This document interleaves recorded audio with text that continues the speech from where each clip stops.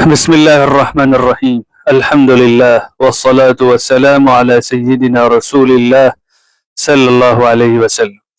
ناظرین کرام، السلام علیکم ورحمۃ اللہ وبرکاتہ۔ ایک بار پھر سے آپ کا استقبال ہے ہمارے بدھوار سیشن قرآنی اور نبوی دعاؤں میں، جس میں آپ کے سامنے ہفتے میں ایک دن اللہ کی کتاب سے یا نبی اکرم صلی اللہ علیہ وسلم کی احادیث سے کوئی مستند اور جامع دعا پیش کی جاتی، اور ہم دعاؤں کے ساتھ میں ان کا معنی، ان کا فائدہ، ان کا ترجمہ اور تفسیر بھی بیان کرنے کی کوشش کرتے ہیں تاکہ ہم سمجھ کر دعا پڑھنے والے بنیں۔ اب تک تقریباً 6 دعائیں پیش کر چکے ہیں، جن کی پلے لسٹ بھی ہمارے اس چینل پر موجود ہے۔ آپ وہاں جا کر انہیں سن سکتے ہیں، سیکھ سکتے ہیں اور ان کی پابندی کر سکتے ہیں۔ آج ہم آپ کے سامنے جو دعا پڑھیں گے اس کے بارے میں صحابہ رضی اللہ عنہم اجمعین نے، جنہوں نے یہ حدیث روایت کی، دعا بیان کی ہے، یہ بتایا ہے کہ حضور اکرم صلی اللہ علیہ وسلم گھبراہٹ کے موقع پر انہیں یہ کلمات سکھاتے تھے۔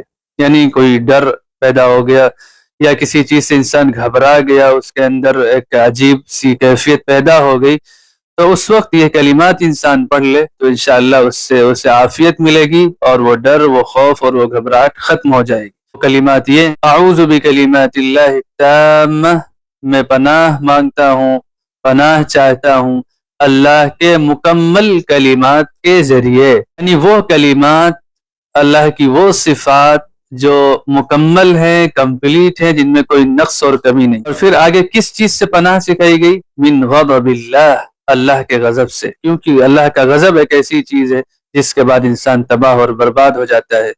ومن شر عبادہ، اور اس کے بندوں کے شر سے، گویا اس خدا کے غضب سے بھی انسان محفوظ اور اس کے بندوں کے شر اور برائی سے بھی محفوظ۔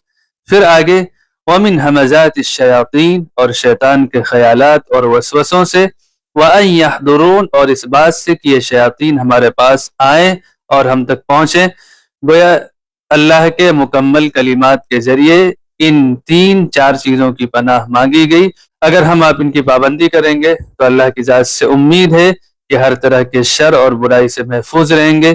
جو گھبراہٹ اور خوف پیدا ہو جاتا ہے اس سے ہم خود کو بچا سکیں گے اور امن و اطمینان میں رہیں گے۔ آپ ہمارے اس سیشن سے جڑیے، دوسروں کو بھی جوڑیے تاکہ ہر ایک تک یہ قرآنی اور نبوی دعائیں پہنچ سکیں۔ جزاکم اللہ خیرہ، السلام علیکم ورحمۃ اللہ وبرکاتہ۔